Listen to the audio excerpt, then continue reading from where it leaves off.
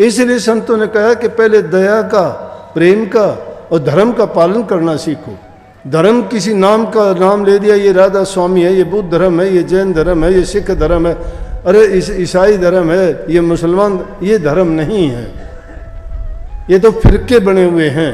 धर्म तो एक ही है, मानव धर्म। और उस धर्म को जो इंसान समझ जाता है उसके अंदर सारी खूबियां आ जाती हैं। सब धर्मों ने एक ही प्रचार किया है कि किसी की बुराई ना करो, पाप कर्म ना करो, किसी का दिल ना दुखाओ, किसी की चीज़ों को तुम चोरी से, छीना झपटी से, हेरा फेरी से ना अपनाओ। अपने हक हलाल की कमाई करके खाओ, तुम्हारा हृदय मन शुद्ध होगा, तुम्हारा जीवन पवित्र होगा। दूसरे को जबान से दो, न तन से दो, न मन से दो। तीनों प्रकार से हमारे शास्त्रों का लेख है, मनसा वाचा कर्मना दुख काहू मत दे, ऐती रहनी जो रहे सोई शब्द रस ले। उस शब्द का रस अगर लेना चाहते हो तो मन से, वचन से और कर्म से हर प्रकार से आप पवित्र बनो। पवित्र कैसे बनोगे? पवित्र काम करोगे तब बनोगे। घर में रहते हुए माँ बाप की सेवा करो, ज़रूरत के समय उनको जो ज़रूरत होती है वो ज़रूरतें पूरी करो।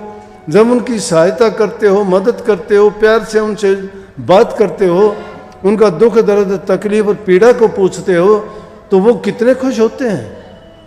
अभी मैं बैठा हुआ था, एक बेचारी माई परेशान, वो बहुत शुगर से।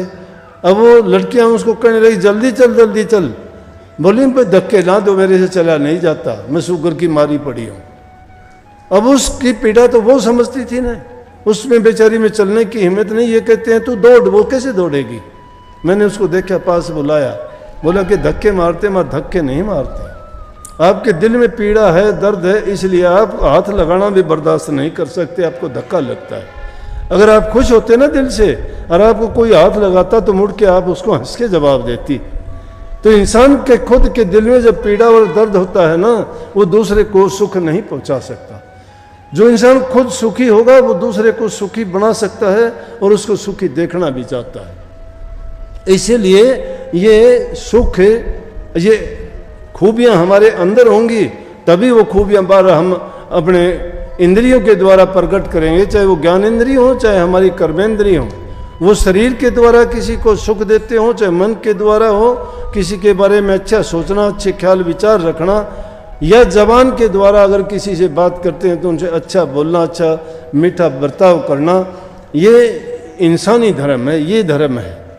जो ये माँ बाप का कहना नहीं मानते हो, बच्चों को पैदा करते हैं, पढ़ाते हैं, लिखाते हैं, अच्छा खिलाते पिलाते हैं, उसकी हर सुख सुविधा देते हैं, और वही बच्चा जवान होने पर माँ बाप की बात को मानता नहीं है और गलत रास्ते पे चलना शुरू कर देता है। आज जवान बच्चे कोई नशा करता है, कोई छीना झपटी लड़ाई झगड़ों में फंस जाता है, कोई और उल्टे सीधे, कोई काफ़ी ऐसे लड़के आते हैं, पता नहीं मुझे क्या क्या कहने लगे, जी फौज में नौकरी करता था, अपनी तनख्वाह भी और सरकार के पैसों से भी पता नहीं इसने तो क्या खेल दिया फ़ोन पे कि बहुत ज़्यादा कर्जदार हो गया, अब ज़मीन बेचने से भी पैसे नहीं उतरेंगे। क्या चाहते हो आप, क्या करोगे? इन तरीकों पर, इन रास्तों पे चल के इंसान क्या, मैं तो कहता हूँ परेशानियाँ ही खरीदते हो। खुशी नहीं है उन चीज़ों में, शांति नहीं है। अगर इन चीज़ों में शांति होती तो सत्संगों में संत जन क्यों कहते कि इस माया से बचो, इन लालच से बचो, इन चीज़ों का संग्रह करने से बचो, शांति और संतोष से गुजारा करो। अपना मेहनत करते हो, उसमें जो तुम्हें मिलता है, तुम्हें पहनने के लिए कपड़ा चाहिए, पेट भरने के लिए रोटी चाहिए और सिर ढकने के लिए छत चाहिए। इससे ज़्यादा अगर संग्रह कर भी लोगे तो क्या तुम छोड़ के ही जाओगे? साथ कोई नहीं लेके जाता। तुम छोड़ के नहीं जाओगे, तुम्हारे से छीन लिया जाएगा, बच जाएगा तो भी तुम्हारा कुछ लेना देना नहीं, पता ही नहीं लगेगा, छोड़ के ही जाओगे। किस लिए ऐसे पाप कमाते हो फिर? इसलिए ऐसे दुष्कर्मों से, पाप कर्मों से अगर इंसान न बचता है, उसके दिल में शांति आती है, उसकी रूह पर कोई पाप का वजन नहीं होता, यही वो मुक्त हो जाता है। एक दिन पूछने लगा एक सत्संगी मेरे से, बोला जी मुक्त होना क्या है, मुक्त कैसे हो सकते हैं, मुक्त है क्या? दर्शन करने से मुक्ति मिल जाती है। मैं मुक्त होना होता है किसी चीज़ को छोड़ देना, उससे बच जाना। शराब भी है, शराब छोड़ दे, उससे मुक्ति मिल गई। कोई और बुरा काम करता है, वो काम बुरा काम करना छोड़ दे, उससे मुक्ति मिल गई।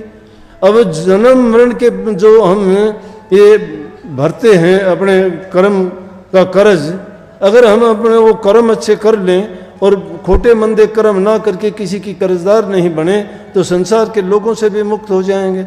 अगर इनसे मुक्त नहीं होते हैं तो कर्म जो करते हैं, कर्म जो बना लेते हैं, उसका कर्म फल बनता है, और वो कर्म फल जो बनता है उस कर्म को चुकाने के लिए उस कर्ज को चुकाना पड़ता है, तो बार बार हमें आना भी पड़ेगा। ये जरूरी नहीं कि इंसान बन के आए, किसी भी रूप में आ सकते हैं। अजात शत्रु बिंबिसार का पुत्र था, अजात शत्रु, ऐतिहासिक बात है। अपने पिता को मार के गद्दी पे बैठा, बादशाह बना, और क्या करता था, यज्ञ हवन करता, पूजा पाठ करता, बलि चढ़ाता था। तो एक बार एक गडरिया भेड़ों और बकरियों को लेके जा रहा, उनमें एक बकरा बेचारा लंगड़ा था, एक टांग से उससे चला नहीं जा रहा था। रास्ते में महात्मा मिल गया, उसने उसको देखा कि वो बेचारा चल नहीं रहा, वो उसको जल्दी जल्दी लेके जाना चाहता था, तो उनको पीछे से वो छड़ी भी मारता था, उनको जबान से भी कुछ कुछ कहता था कि जल्दी चलें, लेकिन वो टांग जिसकी टूटी हुई थी वो कैसे चले। वो महात्मा को दया आई, वो बेचारा बहुत परेशान, उसको देख के उसने उसको गोदी उठा लिया। वो महात्मा से कहने लगा, गडरिया कि इसको क्यों उठा लिया आपने गोदी में? बोला, इससे बेचारे से चला नहीं जाता, आप जहाँ लेके जा रहे हो मैं इसको वहाँ तक मैं छोड़ दूंगा। बोलेगा, आपके छोड़ने से क्या फ़ायदा होगा, थोड़ी सी टाइम ही, इसको तो मर जाना है, क्यों परेशान होते हो? अब तो टांग टांग में दुख है, कि थोड़े टाइम के बाद में तो मर जाएगा, बलि चढ़ेगा, ये कहाँ चढ़ेगा? बोला कि इस तरह से राजा ने इनको बलि के लिए बुलाया है और उसका समय निश्चित है, इसीलिए मैं जल्दी जल्दी इनको ले जा रहा हूँ। बोला, कोई बात नहीं, मैं वहाँ तक ले चलता हूँ। महात्मा ने उसको उठा लिया और चलता रहा साथ। जहाँ उनकी बलि चढ़ानी थी वहाँ पर उनको जाके इकट्ठा कर दिया गया। राजा आया, अजात शत्रु, और उनको बुला लिया, जो रस्म पूरी करनी थी उसके लिए तैयारियां सब होगी। तो अजात शत्रु से महात्मा कहने लगा कि आप इनको बेचारों को क्यों मारते हो, निहत्थे हैं, ये जबान से कुछ कह नहीं पाते, क्या कसूर किया इन्होंने? बोला कि धार्मिक काम है ये मेरे, ये धार्मिक अनुष्ठान है, ये यज्ञ करना, ये भेंट चढ़ाना, ये प्रजा की भलाई के लिए मैं भेंट चढ़ाऊँगा, उससे मुझे जो आशीर्वाद मिलेगी, प्रजा सुखी रहेगी और हर प्रकार की धन दौलत प्राप्त होगी और प्रजा में खुशी और शांति रहेगी। बोला कि किसी को पीड़ा देके तुम किसकी शांति और किसकी सुख दोगे, जब इतने जीवों की हत्या कर रहे हो? बोले कि आप अपने काम से काम करो, क्यों खाम हाँ बेकार अपना भी टाइम बर्बाद करते हो, और मेरे शुभ कार्य में क्यों आप रोड़ा बन के खड़े हुए हो? आपका कोई मतलब नहीं, आप अपना रास्ता नापो, मेरा काम मुझे करने दो। बोले, अब महात्मा किसी से डरते थोड़े हैं, जो मौत से नहीं डरता उसका कौन क्या कर लेगा? कहीं बादशाह होगा तो तेरे घर में होगा, लेकिन मैं कहे बिना नहीं रहता, मेरी बात सुन। बोले कि क्या बात सुने तेरी? बोल दिया चल। बोला, ज़्यादा अभिमान और घमंड में ना हो राजा, घमंड किसी का नहीं रहा, बड़े बड़े तेरे से पहले और भी राजा बहुत आए हैं। उसने देखा भाई इतनी निर्भीकता से बात करता है, सच्चाई के सामने झूठ और पाप ठहरता नहीं है, समय आता है उनको घबराना पड़ता है, नज़र छिपानी पड़ती है उनको, बेशर्मी करके कोई भी कुछ भी कर ले, लेकिन जब ऐसा कोई कर देता है तो नज़र झुक जाती है, उसका मन उसको घृणा से भर जाता है, उसको धिक्कारता है। पाप छिपाने से छिपता नहीं है, लाख कोशिश करो। वो डरपोक होता है, निडर आदमी जिसके कोई पाप नहीं, निडर रहेगा वो। निडरता के साथ महात्मा कहने लगा, बात सुन। राजा होश सा खो गया, भूल गया टाइम, देखने लगा उसकी तरफ। तिनका उठाया, महात्मा ने तिनका उठा के तिनका तोड़ के 2 टूक कर दिए। बोला, देख किधर, मैंने तिनका तोड़ा, तिनका है ये, इसमें जीव नहीं है। बोला, फिर कैनुला जोड़ के दिखा इसको। बोला, टूटा हुआ कभी जुड़ता है? बोला, तू इसको मार देगा, इनको जिंदा कर सकता है? जिसको तू मार के जिंदा नहीं कर सकता, क्यों अकारण तू इसे पाप में डूबता है, क्यों करता है? बोले कि आपको नहीं पता, ये बहुत ज़रूरी है मेरे यज्ञ के लिए। ने बोला यज्ञ के लिए तुझे क्या मिले, क्या प्रसिद्धि मिलेगी, सिर्फ पाप के सिवाय कुछ नहीं, तुझे ये पाप भोगना पड़ेगा। इस बात से सोच तू कि तेरा कर्म तुझे किस प्रकार से आगे जाके तू इसकी जगह अगर बकरा होगा, तेरी गर्दन पर अगर छुरी रखी जाएगी, तेरे साथ क्या घटित होगा।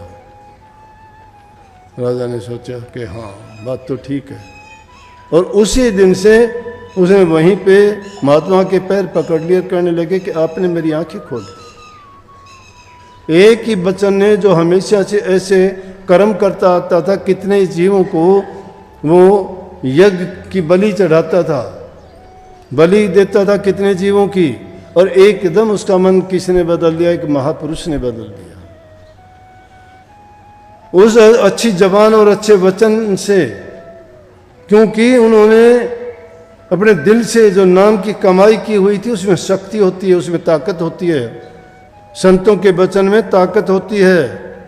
बातें आप भी जानते हो, लेकिन जिन बातों को आप अपना नहीं सकते, उन पर चल नहीं सकते, तो जानने से क्या फ़ायदा। उनको मानने से काम चलेगा, उनको अपनाने से काम चलेगा। बातें कितने भी गाने वाले गाते भी हैं, कहने वाले कहते भी हैं, सुनने वाले सुनते भी हैं, लेकिन जो अमल नहीं करते वो खाली रह जाते। इसलिए जो गुरु ने तुम्हें नाम दिया, गुरु तुम्हारी कदम कदम पर रक्षा करता है, संभाल करता है। गुरु को हम भूलते हैं, गुरु हमें नहीं भूलता है। और गुरु जब हम भूल जाते हैं, उसी टाइम समझो हमारी बुद्धि को फिर काल हर लेता है, फिर वो अपने मति से चलाता है। लेकिन जब तक हम अपनी मति गुरु को दे देते हैं, अपना आपा गुरु के अर्पण कर देते हैं, सौंप देते हैं, उसकी गुरु सहायता करता है। ये कबीर साहब की यज्ञ की बात की इन्होंने कि भाई कबीर साहब के बारे में वो जमाना था कि कबीर साहब के बारे में दोनों प्रकार के भ्रम थे। जुलाई के घर में पैदा हुआ तो हिंदू तो उसको हिंदू कहते थे, मुसलमान कहते थे मुसलमान है। तब दोनों दिनों को जोड़ने के लिए कबीर साहब ने कितना होशियारी से काम किया। उन्होंने दोनों को, हिंदुओं को भी मुसलमानों किसी को भी नाराज नहीं होने दिया। यहाँ तक कि जब अंत समय आया और झगड़ा हो गया दोनों का, हिंदू कहने लगे कि हम इसको आग के सुपर्द करेंगे, दाह संस्कार करेंगे। मुसलमान कहने लगे कि हम इनको कब्र में दबाएंगे। जब दोनों का झगड़ा हुआ तो आकाशवाणी हुई कि तुम झगड़ा ना करो, एक बार मुझे चद्दर उड़ा दो इस शरीर को और उसके बाद देखना। उन्होंने उसी टाइम उनको चद्दर उड़ाई और थोड़ी देर के बाद में जब देखा तो शरीर नहीं बल्कि दो जगह पे फूल रखे हुए थे। आधे कह दिए, हिंदुओं को कह दिए कि तुम इनको जाके अपने अग्नि में दाह संस्कार करो, और मुसलमानों को कह दिया कि तुम इसको अपने जाके कब्र में रखो। क्योंकि संत समाज के कल्याण के लिए, उद्धार के लिए, सुधार के लिए और जीवों को इस पाप रूपी जेल से छुटाने के लिए आते हैं, स्वतंत्र आज़ाद कराने के लिए आते हैं, उनको मुक्ति दिलाने के लिए आते हैं। अब मुक्ति को ये शायद और कुछ चीज़ सोचते होंगे, मुक्ति है क्या? अरे मुक्ति तो पहले आप बुराइयों से मुक्ति प्राप्त कर लो तो फिर इस जन्म मरण से भी मुक्ति मिल जाएगी। जन्म मरण से मुक्ति इतनी आसान नहीं है, छूट जाना बड़ा कठोर काम है। इस 84 लाख के लंबे सफ़र में चलते चलते अनेकों शरीर धारण किए हैं हमने। कितने ही माँ बाप हमारे बने होंगे, कितने के हम बने होंगे, कितने के कर्जदार हम होंगे, कितने को हम लेना होगा किसी से। लेकिन जब ये बात सुनते और कहते हैं तो अचरजी सी लगती है। लेकिन संत जो त्रिकालदर्शी होते हैं, जिन्होंने इस सब चीज़ों के बारे में जाना है, समझा है, खोज की है, तभी ये सत्संग के माध्यम से जीवों को समझाते हैं कि अरे भाई, जो इंसान जैसा कर्म करता है वैसा फल पाता है, इसलिए अपना कर्म सुधारो। कर्म सुधार के साथ साथ उस मालिक की भक्ति किया करो, उस नाम का जाप किया करो। नाम के सुमरण से जीव के कर्म कटते हैं, मन और रूह पवित्र होती है, और पवित्र रूह ही उस आदि घर की ओर चल सकती है।